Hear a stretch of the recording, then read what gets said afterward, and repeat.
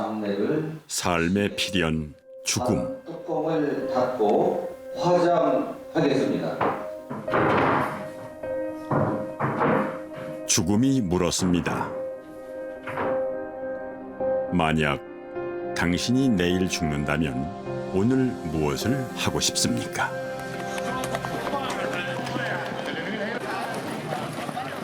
어린 시절 말과 함께 자랐던 고향 마을을 찾은 한 말기암 환자.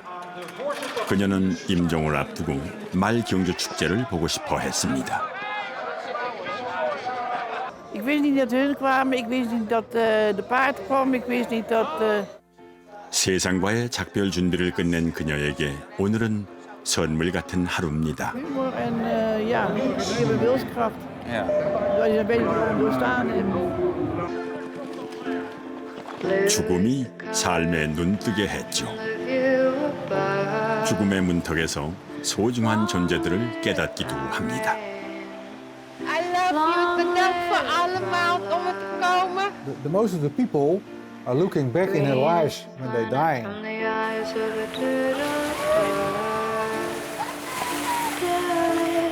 엄마가 죽으면 어떨 것 같아? 죽는다는 게 뭔가 물어보면 애들은 이 세상에 존재하지 않는 거. 죽음이란 무엇일까요? 죽음이 우리에게 들려주는 삶의 이야기. 지금부터 죽음의 답을 들어보려 합니다. But we're just beautiful people with beautiful problems.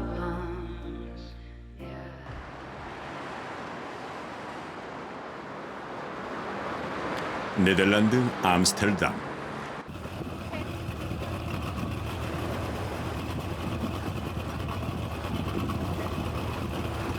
니츠케 부부는 얼마 전 고향 호주에서 이곳 네덜란드로 이주했습니다.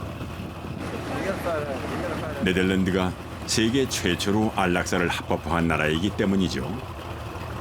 안락사란 죽음에 임박한 중환자의 고통을 덜어주기 위해 죽음을 앞당겨주는 것을 말합니다.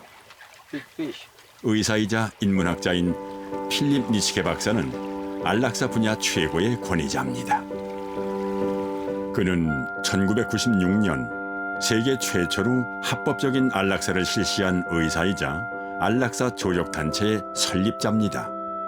Conference for all the people around the world who believe in assisted suicide. And groups came from many countries. That this is an important move away from just reserved for the sick to broaden it out to every rational adult. 죽음을 선택할 수 있는 권리야말로 존엄한 죽음의 기본 조건이라고 주장하는 니츠케 박사. 그는 요즘 스스로 안락사를 실행할 수 있는 새로운 기계를 개발하고 있습니다.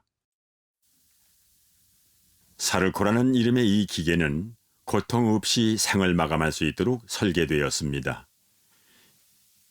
12년 전 세계 최초의 안락사 기계를 만든 것도 니츠케였습니다. In the Netherlands, they've had many years of allowing a person who's very sick to get help legally from a doctor to die. And the doctor, if they're sick enough, can say, yes, I will give you an injection to die. It must be the decision of the person who wants to die. That's fundamental. I want to make that option, if they want it, I want to make it possible. 니츠케 박사가 자신의 신념을 실천하기 위해 만든 안락사 조력단체의 회원은 현재 2만여 명. 그리고 지난 5월 이 단체를 통해 죽음을 선택한 한 인물이 세계적인 화제가 되었습니다. 그는 올해 104세가 된 호주의 저명한 생태학자 데이빗 구달 박사입니다. 그는 스스로 생을 마감하길 원했습니다. Are you happy? No. No, I'm not happy. I want to die. 1914년 영국 런던에서 태어난 구달 박사는 식물 생태 통계 분석의 세계적인 권위자였죠. 그는 102세의 나이로 퇴임할 때까지 열정적으로 연구했습니다. 하지만 퇴임 이후 건강이 급속도로 나빠지면서 더 이상 연구를 할 수도 또 혼자 산책할 수도 없게 되자 스스로 이 세상에서 떠나야 할 때가 되었다고 판단했습니다. I'm happy that I should be able to leave this life, even if it means going to Switzerland to do so. 구달 박사는 자신이 원하는 죽음이 가능한 스위스로 향했습니다. 마지막 길에는 그의 손자들이 동행을 했죠. 그리고 죽음을 실행하기 전 기자회견을 열었습니다. 특별한 병이 없이 죽음을 선택한 구달 박사의 결정에 세계 언론은 주목했습니다. To say a few words about what your thoughts are. I am happy to have this chance.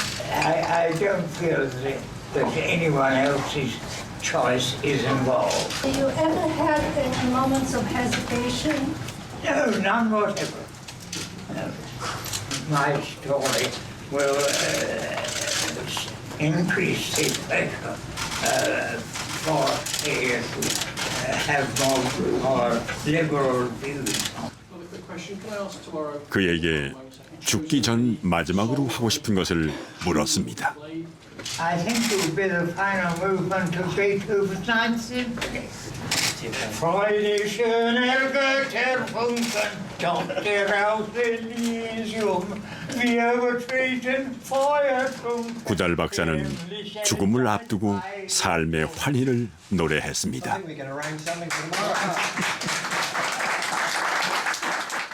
And I said to him, "Do you think you're leaving just in time?" And he said, "Yes. I'm glad to leave behind this world. I've been here for 104 years and I'm glad to be going." Yes. Well, I'm 실행을 앞두고 가족들은 다시 한번 그의 의사를 확인했습니다. 구달 박사가 선택한 조력 자살은 의사가 합법적으로 약물을 처방하지만 약물 투여는 스스로 해야 합니다. Up the slide. You can use both thumbs. Okay, yeah, there. Yes. One more. 그는 덤덤하게 마지막을 준비했습니다.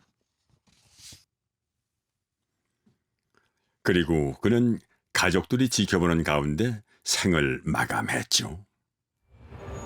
He opened his eyes, looked around and said, "Oh, it's taking rather a long time."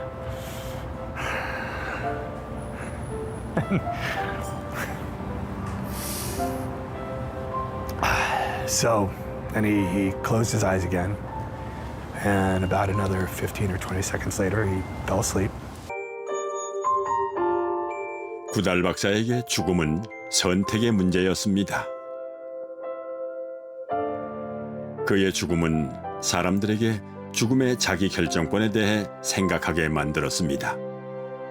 I think Dr. Goodall's death is very important one, and that's why it attracted the attention of people around the world, because it really had people thinking, when should you get help to die?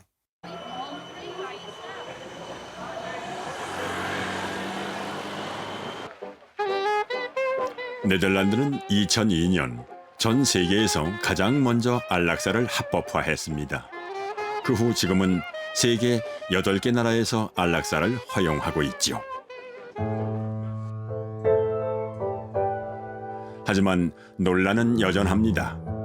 영국에서는 2015년 안락사법이 부결된 뒤에도 찬반 양론이 팽팽하게 맞서고 있습니다. 포르투갈 역시 같은 상황입니다. Portugal's parliament rejected 4 similar bills to legalize euthanasia. 캐나다에서는 진통 끝에 2년 전 안락사법이 통과됐죠. Canadians extremely seized with this issue. It's a deeply personal issue that affects all of us in our families and all of us individually as we approach the end of our lives. 수많은 나라에서 논란이 진행되고 있는 안락사. 그 중심에는 존엄한 죽음이란 무엇인가라는 화두가 있습니다.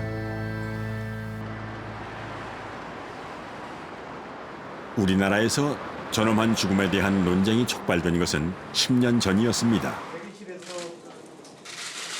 식물인간 상태로 누워있는 환자의 연명 치료를 중단해달라는 소송이 제기된 것입니다. 일명 김할머니 사건입니다. 소위 말하는 존엄사 소송이 진행됐고 인공호흡기만 제거하라는 그런 대법원의 판결이 나왔기 때문에 김할머니는 폐암 조직 검사를 받다 과다출혈로 식물인간이 된 뒤 1년 넘게 인공호흡기와 영양 공급에 의지해 연명하고 있었습니다. 가족들은 의미 없는 연명치료 중단을 요청했고 법원은 이를 받아들여 우리나라 최초의 존엄사 판결을 내렸죠. 판단은 정당하다고 보았습니다. 그로부터 10년, 올해 2월 우리나라에서도 연명의료 결정법이 시행되었습니다. 제가 오늘 쉽고 간단하게 웰다인 강사가 법안을 설명합니다. 이 법으로 환자는 연명치료를 거부할 수 있게 되었습니다. 지금 암인데 어떻게 항암제 투여를 안 하나요? 이렇게 저한테 물어보시는 분들 계시는데요. 반드시 임종 과정에만 해당하는 게 연명의료결정법입니다.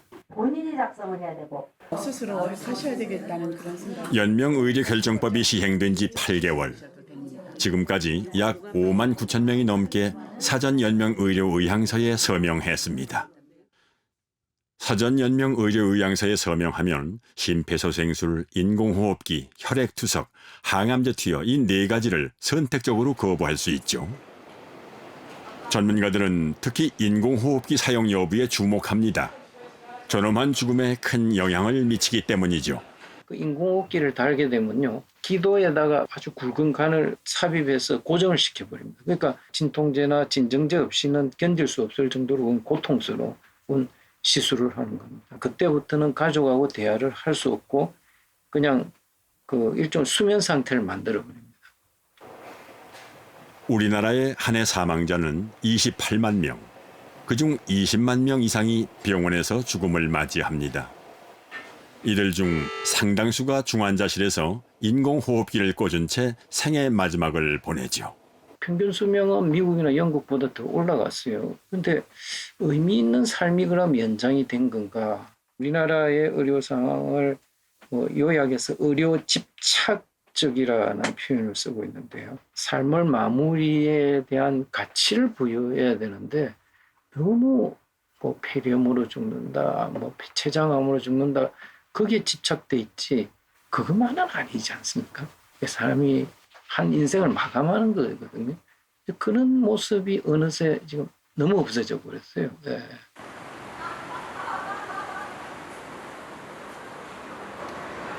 이른 중반의 나이에도 왕성하게 활동하고 있는 배우 손숙 씨. 최근에는 치매 노인의 애환을 다룬 연극을 무대에 올렸습니다. 나이가 들수록 외면할 수 없는 삶의 숙제가 되는 죽음. 잘 사는 것만큼이나 어떻게 죽을 것인가 하는 고민이 깊어집니다. 지금 이제 우리 나이 되니까 그거 생각 안 해볼 수가 없어. 우리 이제 점점 가까이 오는 일이니까. 저도 그래요. 이제 어지간히 살았으니까 이제 그 마무리를 어떻게 해야 되는지 아름답게 품위 있게 마무리하고 싶지. 그래서 내가 옷을 몇 벌 가져. 손숙 씨는 얼마 전 사전연명의료의향서를 작성했습니다. 주변 지인들의 죽음을 보면서 깨달은 바가 있어서였습니다. 그때 내가 이걸 한 거예요. 우리 나이쯤 돼가지고는 친구들도 한두 명씩 떠나고, 특별히 이제 작년에 또 같이 연극하던 친구자 동료인 우리 윤소정 죽고 나서는 굉장히 많이 생각을 하게 됐어요.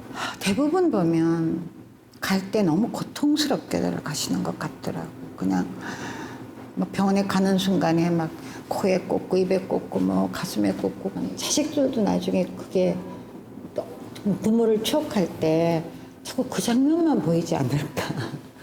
저는 그런 것도 별로 바람직하지 않고, 그래서 좀 인간의 그 기본적인 존엄성은 갖고 가는 게 맞지 않는가. 존엄한 죽음을 위해 손숙 씨가 준비한 또 한 가지가 있습니다. 파주의 한 성당. 가톨릭 신자인 손숙 씨가 자주 찾는 곳입니다. 손숙 씨는 얼마 전 이곳 성당 안에 지어진 봉안당에 자신의 자리를 마련했습니다. 여기 118, F1 118이 이제 내가 다음에 돌아갈 방이에요. 한 번씩 와서 잘 있나?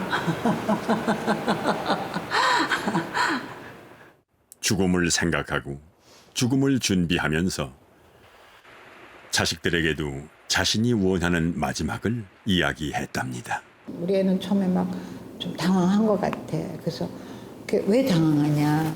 그럼 내가 평생 영원히 살 것도 아닌데 이제 제가 이렇게 주변을 봐도 준비 없이 갑자기 가게 되면 막 허둥지둥하는 걸 제가 많이 봤거든요. 그래서 이런 거를 그냥 미리 준비해 놓으면 아이들도 굉장히 편하겠다. 그러고 나니까 너무 좋아요. 제가 엄청 자랑해요. 그래서 왜 좋으신 것 같아요? 돌아갈 집이 생겼잖아요. 집을 장만했는데 누구나 원하는 존엄한 죽음. 하지만 우리의 현실은 어떨까요? 서울 근교의 한 호스피스 병원. 우리나라 최초의 호스피스 병원입니다. 이곳에서는 연명치료 대신 통증을 완화하고 죽음을 준비할 수 있도록 돕습니다. 문제는 이런 호스피스 병동이 턱없이 부족하다는 것입니다. 우리나라에서 호스피스를 이용하는 사람은 전체 사망자의 5%에 불과합니다. 24시간 이들을 지켜볼 수 있는 입원형 호스피스 시설이 있어야 되는데 우리나라에는 2,500병상이 필요합니다. 이걸 제대로 운영을 하려면 우리 국민당. 그런데 지금 현재 한 1,600 정도로 저는 알고 있습니다. 대기하는 환자들의 가족들은요, 하루에도 몇 번씩 전화합니다. 들어갈 수 없느냐고. 더군다나 우리나라는 노인 자살률과 노인 빈곤율이 OECD 국가 중 2위입니다. 존엄한 죽음을 맞고 싶어도 할 수 없는 현실이죠. 우리나라의 완화 의료 서비스 이용률은 세계 1위인 오스트리아의 10분의 1도 되지 않습니다. 세계 33위죠. 사정이 이렇다 보니 죽음의 질 역시 낮아서 세계 18위에 머무르고 있습니다. 이게 우리의 문제일 수도 있다. 내가 노년기에 접어들면서 내가 빈곤할 수 있고 또 내가 고독사할 수도 있고 내가 비참한 죽음을 맞이할 수 있다. 이걸 알아야죠. 그럼 이 문제를 풀려면 그 문제 속으로 사회가 변해서 파고 들어가야죠. 그러니까 사회가 다가가야 되는 거죠. 그 문제 쪽으로. 다가가지 않으면 죽음은 질이 상당히 좀 안 좋고 불행한 죽음은 계속될 것이다. 아시아에서 죽음의 질 1위는 대만입니다. 대만은 어떻게 해서 죽음의 질이 높아졌을까요? 한 종합병원을 찾았습니다. 65세 이상 인구 13%, 고령사회 진입을 눈앞에 둔 대만 역시 존엄한 죽음이 사회적인 관심사입니다. 이 병원에는 대만 대부분의 종합병원들이 그렇듯 호스피스 병동이 잘 갖춰져 있습니다. 대만은 사망자 5명 중 2명이 호스피스 병원에서 완화 치료를 받을 만큼 충분한 병상을 갖추고 있습니다. 병원비 부담도 없죠. 一直在强调说，安宁照护是对于民众在临终非常重要的一种照护的模式，可以让民众在临终的生活品质可以提升。在经济上面如果是没有办法支应这样的医疗费用的话，那其实我们都会有社工提供协助，所以经济是不需要担心的。 이곳 호스피스 병동에는 특별한 사람이 있습니다.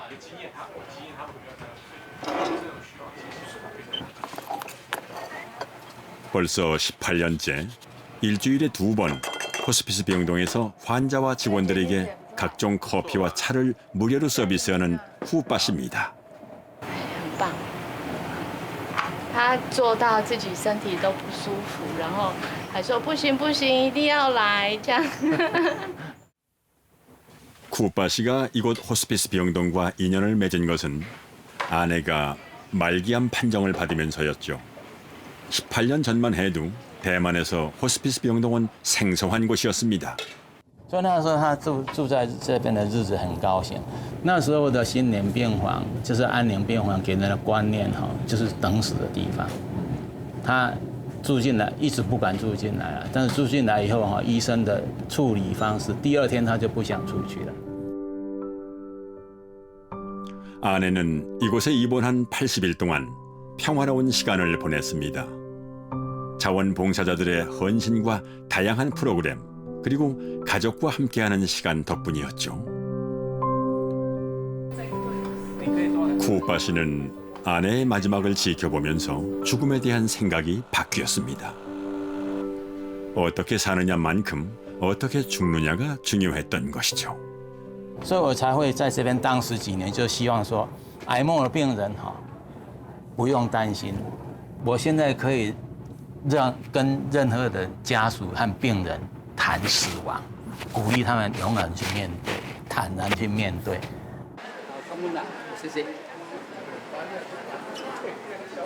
토요일 오후 병원 로비가 북적입니다.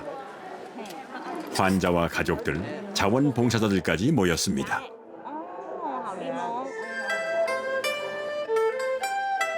매주 토요일마다 열리는 자원봉사 학생들의 공연입니다. 대만에서는 초등학교 때부터 생명교육 시간에 삶과 죽음을 가르칩니다. 죽음에 대해 교육받아온 대만 사람들은 죽음을 자연스럽게 받아들입니다. 호스피스 병원에서의 봉사도 그 연장선상입니다. 덕분에 지방에서 사는 딸도 어머니를 마음 편히 호스피스 병동에 모셨답니다. 他前2、3天前3天就简直就像植物人一样，所以其实你们比较不了解，其实他今天已经是进步非常非常多了。你看他还抬头了，你看他不只是这样哎，他还抬头看呢，感动啊。 好像台湾人对死亡的看法哈，其实在这几十年有很大的一个改变了哈。但是至少可以来选择说，我不接受任何的急救，我要到安宁病房去哈。这是在台湾在大概4、5年前，我们的立法院已经通过了哈，所以这一部分已经让台湾的民众都能够去彻底去了解，他们对死亡最后安宁病房是一个台湾人。 很多人都愿意选择的一个最后晚生的一个很重要的一个途径哦。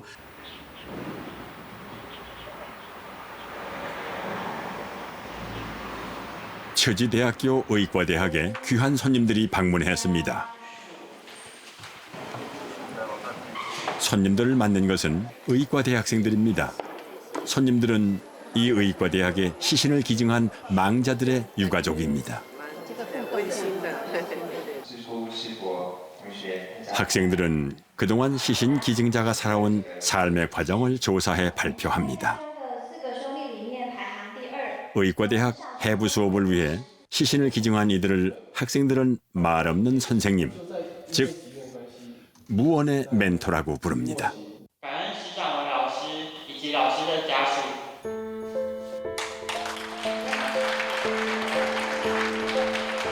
총 8분의 시신 기증자들의 유가족들은 이번 해부 실습을 위해 장례식까지 미루고 기다려왔습니다.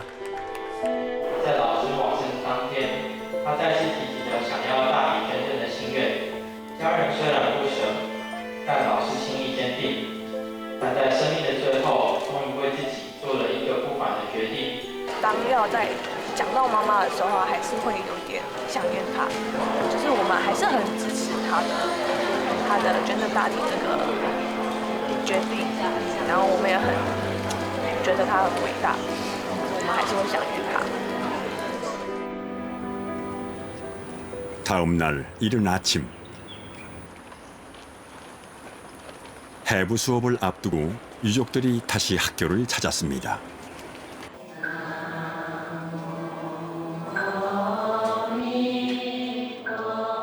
유족들이 찾은 곳은 해부 수업이 이루어질 수술실입니다. 이번 수업에는 8구의 시신이 수술대에 오릅니다. 유가족의 뒤를 따르는 사람들은 해부 수업에 참여할 학생들입니다. 이렇게 이루어지는 해부 실습은 1년에 4번.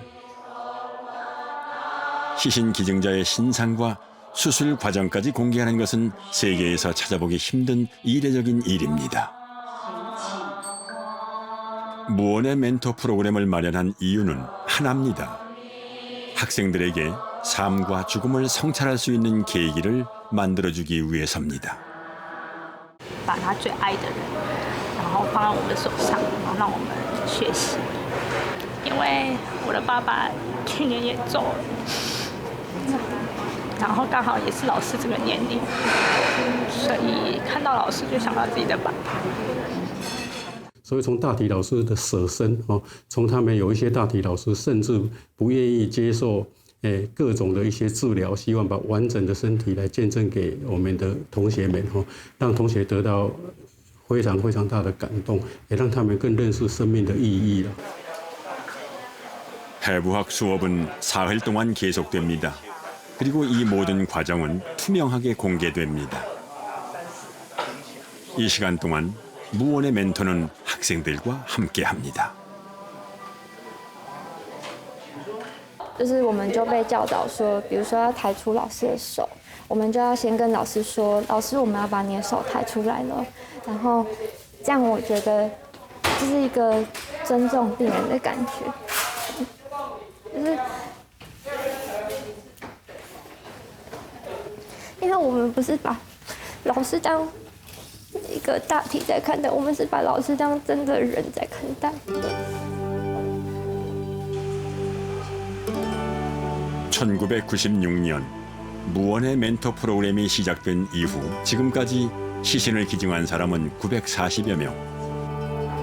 또한 시신 기증에 서명한 사람은 무려 4만 명에 이릅니다.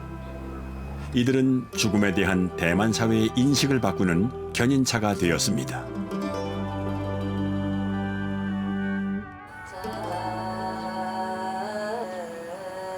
사흘간의 해부학 실습이 끝나고 8 기증자의 합동 장례식이 시작됐습니다. 학생은 물론 대학 총장까지 참석하는 대대적인 장례식입니다. 이 모든 과정은 학교와 학생들이 준비한 것입니다.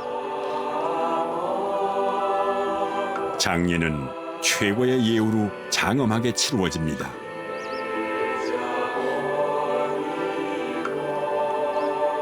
무원의 멘토는 죽음을 통해 삶을 가르치는 진정한 스승입니다.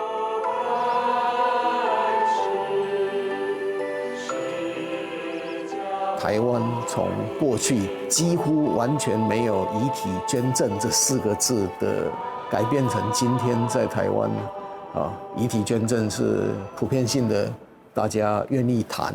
慈济大学无以良师的这个课程死并不那么绝望，永远的悲伤，因为人的生跟死这是一个自然的循环。 시신들이 화장터로 향하는 사이 학생들이 추도식을 마련했습니다. 유족들은 학교와 학생들에게 감사의 인사를 전합니다. 在回忆一个生命的时候，不应该都是停留在哭泣，或是死去的那一刻。最后，我们期许在座的医学院学生之后成为一位良医。谢谢大家。 如此的大爱，如此的大舍，千言万语，我们只能化作一句感谢。感谢有您，感谢无语良师。我因您的奉献，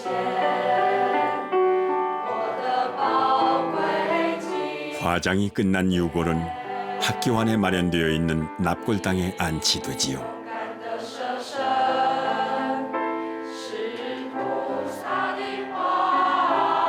무원의 멘토를 극진하게 예우하는 것은 이들의 숭고한 정신을 기리고 남은 유족들의 슬픔을 위로하기 위해서입니다.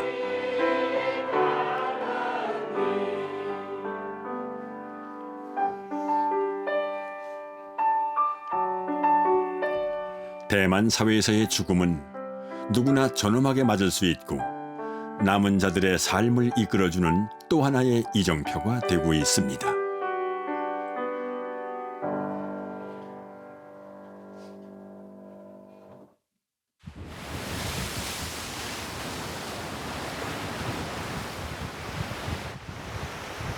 그렇다면 우리 사회에서의 죽음은 어떤 모습, 어떤 의미일까요? 금요일 오후, 어진 씨가 오늘도 아이들과 소풍을 나왔습니다. 세 아들과 아이들의 동네 친구들이 함께하는 시간입니다. 어진 씨가 매주 금요일 이 모임을 시작한 데는 이유가 있습니다. 저도 암이라는 투병 생활을 했고 아직도 암세포가 자리를 잡고 있어요. 근데 내가 만약에 죽게 되면 이제 늘 엄마하고만 있다가 뭔가 이제 또 다른 같이 엄마를 공유할 수 있는 사람들이 있으면 좋지 않을까.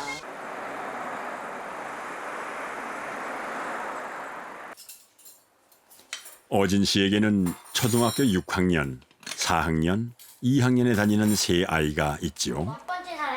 유치원 교사였던 그녀에게 6년 전의 암 선고는 일상에서 죽음을 깨닫는 계기가 되었습니다. 그리고 삶을 다시 보기 시작했죠. 삶에 대한 생각도 많이 바뀌고 내 가족에 대한 생각도 많이 바뀌고 그리고 시각도 많이 변하는 것 같아요. 절대 우리 삶에 들어와서는 안 되는 부분이 아니라 우리 삶과 동일하게 가지고 가야 되는 부분이 죽음의 한 면이 아닌가. 그러니까 아이들도 죽음이라는 거는 지금부터 생각해야 되지 않을까. 죽음이 있다라고 생각을 하면 정말 그 하루하루가 정말 소중할 것 같거든요.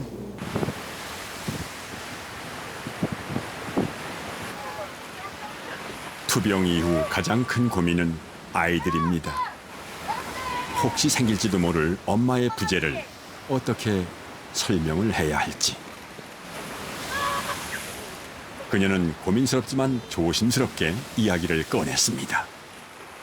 엄마가 죽으면 어떨 것 같아?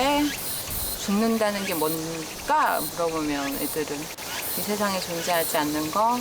그럼 엄마가 존재하지 않으면 그러면 엄마는 그러면 지민이 엄마가 아닌 걸까? 그건 또 아닌데? 라고 하더라고요. 그래서 어렴풋이 이제 내가 이해하는 죽음을 아이도 조금이나마 좀 알아가고 있는 거 그러길 바라는 거죠. 죽음도 공부가 필요하다는 것을 절실하게 깨닫습니다. 죽음을 왜 준비해야 되느냐. 우리가 정말 인간으로서 살아갈 때 꼭 필요한 하나의 관문? 그런 게 죽음이어서 죽음에 대해서 더 공부를 해야 된다고 생각이 됩니다. 그래서 그 사별한 사람들의 고통이나 아픔도 사실은 이 죽음 문제를 자꾸 얘기하면서 그분들이 치유가 되거든요. 그래서 그 점에서도 꼭 이 죽음 문제는 공개적으로 좀 다뤄져야지 되겠고요. 서울 종로 서촌 한옥마을에 위치한 북성제. 얼마 전 이곳에서 죽음학 강좌가 열렸습니다. 하나 둘 사람들이 모여듭니다.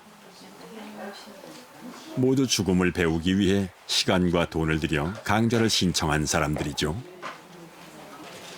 연령대도 직업도 다양한 수십 명이 모였습니다. 오늘 강사는 초등학교 교사인 임경희 씨입니다. 임 선생님의 교재는 그림책. 그림책과 죽음이라니 낯설기만 합니다. 죽음이라는 주제가 굉장히 무거워요. 다 회피하고 싶어요. 가까이 하기가 싫어요. 이야기를 꺼내는 것도 싫어요. 내 옆에 오지 마. 이러고 싶은 게 죽음이에요. 아버지가 돌아가신 지 지금 올해로 5년째인데 사실 1년 동안은 거의 지방에 계신 엄마하고 전화로 이제 퇴근해서 12시까지 울면서 전화로 거의 보냈던 것 같아요. 얼마 전에 이제 자녀를 사별하신 분을 만났어요. 근데 이분들이 도움을 청하고 싶어서 여기저기 연락을 했으나 구체적인 도움을 받을 만한 곳이 없는 거예요. 그러니까 그런 굉장히 절박한 상황에서 사회적인 도움을 전혀 받을 수 없다는 거죠. 표현할 수 있을 때 사회는 무심했고 사람들이 외면했던 죽음과 마주하는 시간. 그림책이 질문을 던졌습니다. 그림책을 읽어주고 죽음이란 무엇일까요? 죽음이 하는 말이에요. 내가 사라져버리면 누가 이 땅에 태어나는 모든 생명의 자리를 마련해 줄까? 죽음이 가지고 있는 본래성, 절대 되돌아주지 않는다는 그런 이야기를 우리는 해줘야 될 때가 많아요. 그렇지만 어떻게 해줘야 될지 모르잖아요. 생각해보면 우리 모두 죽음을 보고 들으며 살지만 제대로 된 위로와 치유를 받아본 적은 없습니다. 그 방법이 뭘까요? 절대 보내고 싶지 않은 우리의 엄마 이야기가 이렇게 담겨져 있어요. 첫 장에 이렇게 시작해요. 우리는 얼마 전에 엄마한테 작별 인사를 했어요. 나는 엄마가 어디로 갔는지 잘 몰라요. 근데 아빠가 얘를 꼭 껴안아주면서 뭐라고 말할까요? 엄마가 죽었다고 말해요. 엄마가 죽었다고 말하기 어떨까요? 누구든지 한 번 죽으면 몸을 움직이지 못한다고. 그래서 엄마도 돌아올 수 없는 거라고 아빠가 말했어요.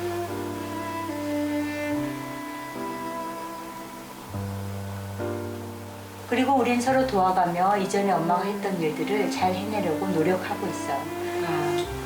한번 읽어볼까요? 네.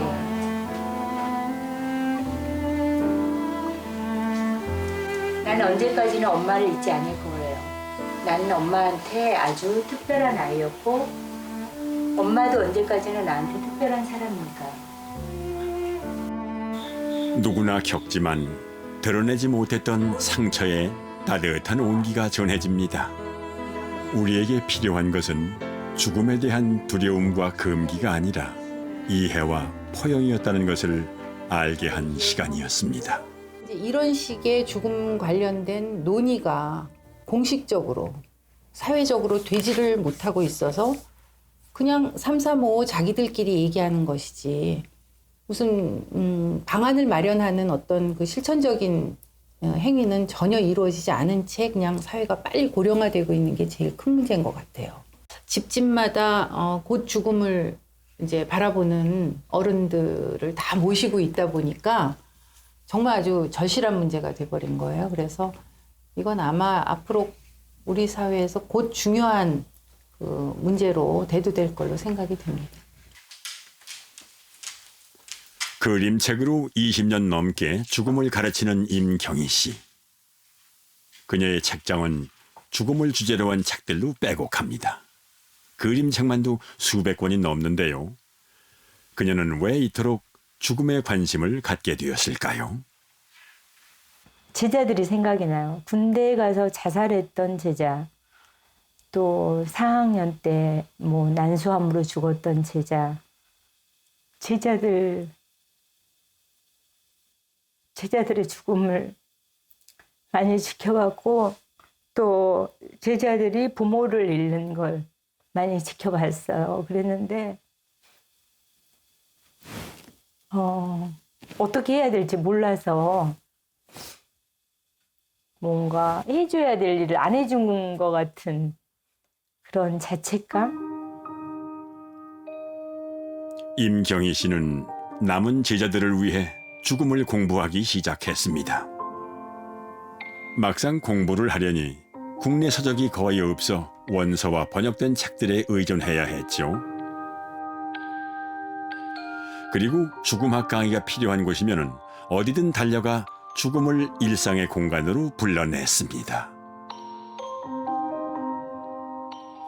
만약에 그 시절로 돌아간다면 이제 안아주고 나서 책을 읽어주겠죠. 그리고 이렇게 말할 것 같아요. 엄마를 잃은 애한테 엄마는 여기 계신다. 떠나지 않고 여기 계신다고. 다시 만난다면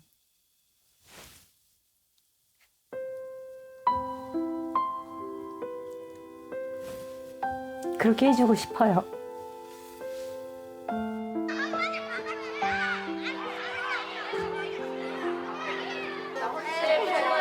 임경희 씨가 아이들을 가르치고 있는 서울의 한 초등학교.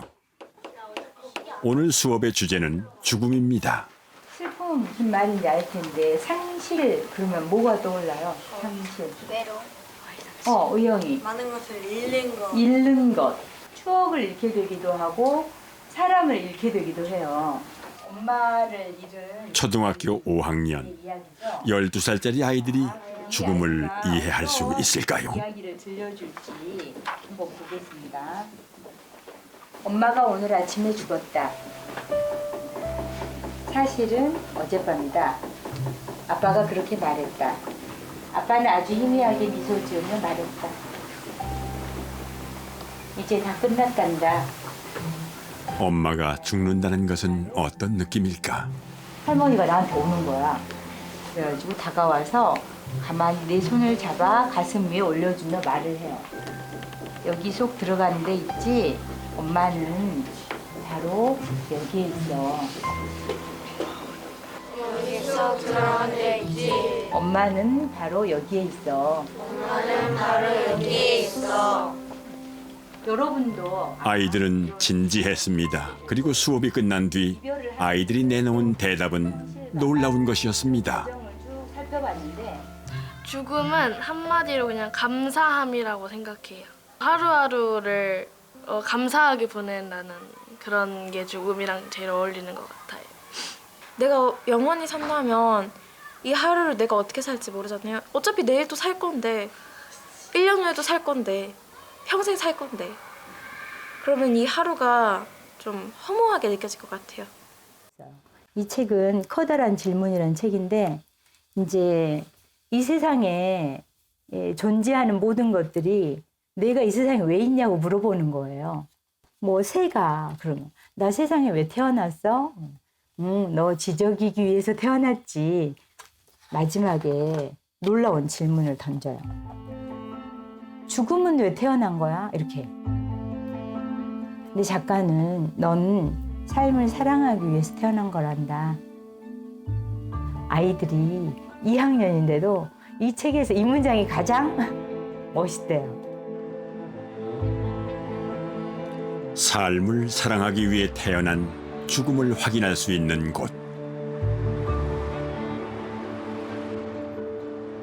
네덜란드의 앰뷸런스 소원 재단입니다. 앰뷸런스 소원 재단은 임종을 앞둔 사람들의 소원을 들어주는 단체입니다. 오늘은 한 말기암 환자의 집을 찾았습니다. 앰뷸런스 소원 재단은 2명이 함께 움직입니다. 한 명은 간호사, 한 명은 운전사입니다. 야한 할머니의 병명은 혈액암. 암이 전신에 퍼져 거동조차 할 수 없는 할머니를 위해 딸이 엄마의 소원을 신청했습니다. 오랜만의 외출. 아니, 마지막이 될지도 모를 나들입니다.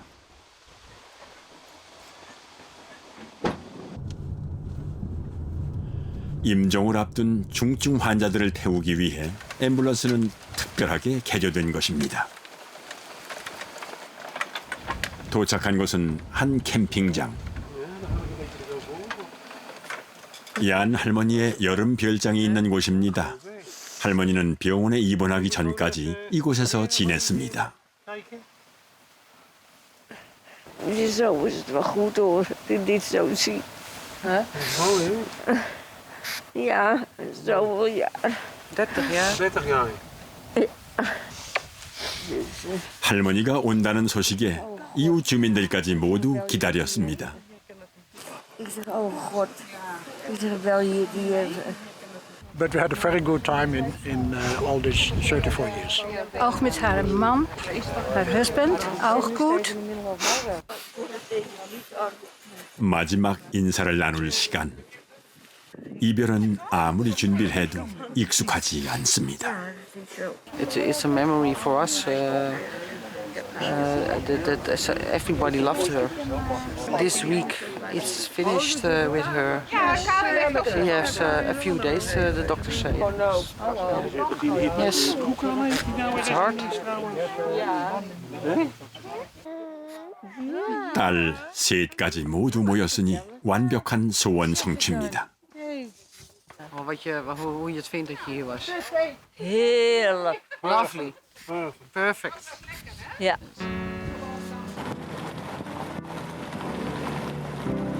죽음을 앞둔 사람들의 마지막 소원은 어떤 것이었을까요?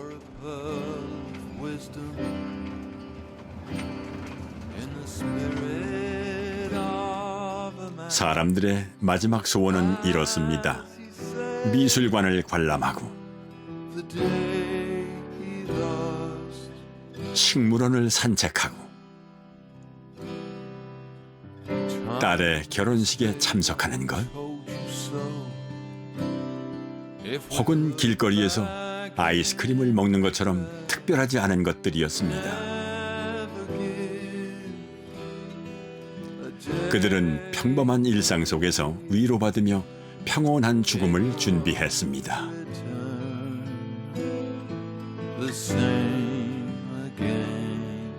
그렇게 삶을 가슴에 새긴 뒤 평화로운 얼굴로 세상과 작별했습니다.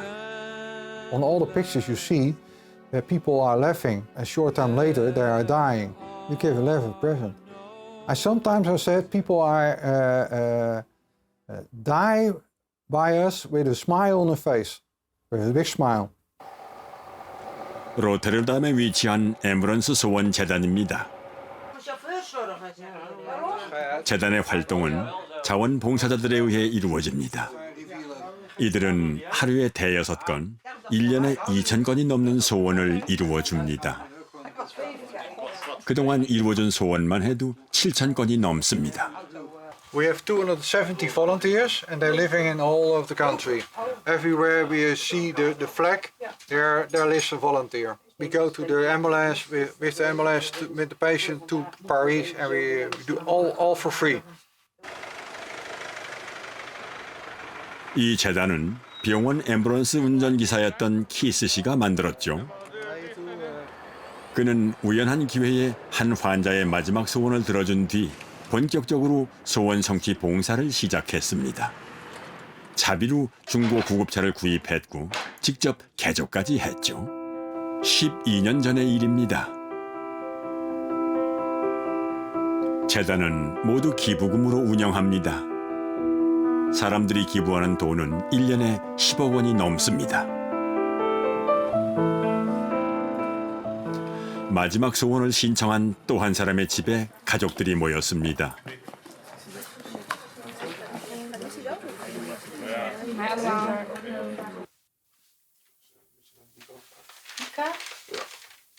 말기암 환자인 부키 씨는 집에서 큰아들의 돌봄을 받고 있습니다.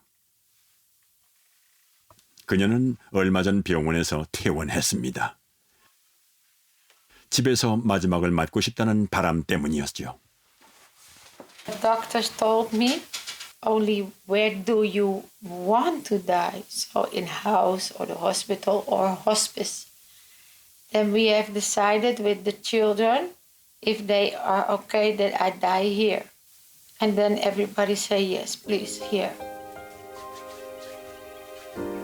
생애 마지막을 집에서 가족과 함께 하기로 결정한 부키 씨. 준비는 끝났고 시간은 얼마 남지 않았습니다. 그런 그녀가 차마 내려놓지 못한 것이 있습니다. 그것은 바로 남겨질 아이들입니다. 부키 씨는 이 아이들에게 마지막 추억을 선물하고 싶었습니다. I want to go for one time to the sea for me, not so depressed or chaotic. Just for one moment you can leave everything. 아들이 엄마의 마지막 소원을 신청하자 앰뷸런스가 곧바로 출동했습니다. Ik ben Theo. Voor mij naar rechts draaien, aan de links. 부키의 생애 마지막 소풍이 시작되었습니다. 오랜만에 설레는 모습입니다. 앰뷸런스가 출발하자 그녀를 위해 모인 가족과 지인들이 긴 행렬로 뒤따랐습니다.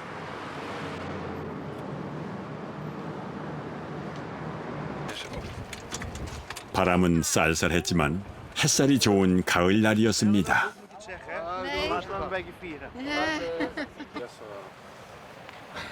부키 씨는 불편한 몸을 일으켜 바다를 향해 걷기 시작했습니다. 모두가 그녀를 뒤따랐습니다.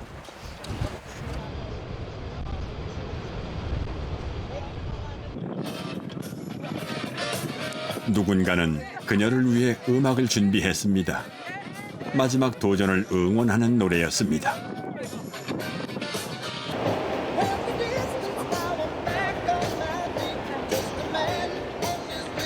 그녀는 생애의 마지막이 될 바다를 느꼈습니다.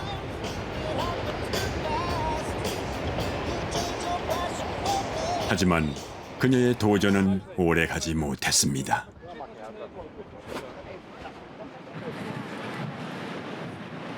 그녀의 얼굴에는 피곤한 기색이 역력했지만 평온해 보였습니다. Were so many nice people who I love. That was the important thing of the day. And I'm happy. This is really what I wanted. 이제는 헤어져야 할 시간. 한 사람 한 사람 빠짐없이 인사를 나눕니다. 진심을 전하는 것도 잊지 않습니다. Zo gaat je die fiets aan het weg doen, Tessico. Ik ga weer terug met de ambulance. Kom je volgende week met mama en oma en papa bij mij dan? We staan over een uur nog hier. Geef niet, ik zie jou vanzelf wel. Ja?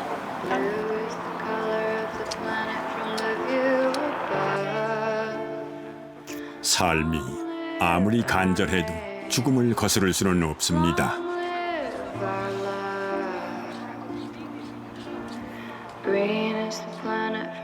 하지만 죽음이 있어 삶이 더욱 소중합니다. 우리가 잊고 살고 있을 뿐 애초의 삶은 죽음과 함께였습니다. 그것이 우리가 죽음을 이야기하고 배우고 마주해야 하는 이유입니다. I love you. Bedankt voor allemaal om het te komen. We zijn straks allemaal in Korea. En dat weten jullie dat. Beautiful problems. Yeah. Beautiful problems. God knows we've got. The most of the people are looking back in their lives when they're dying. If you want to do things, do it. And not waiting for later, I got to do that, I got to do that. No, you must do it now.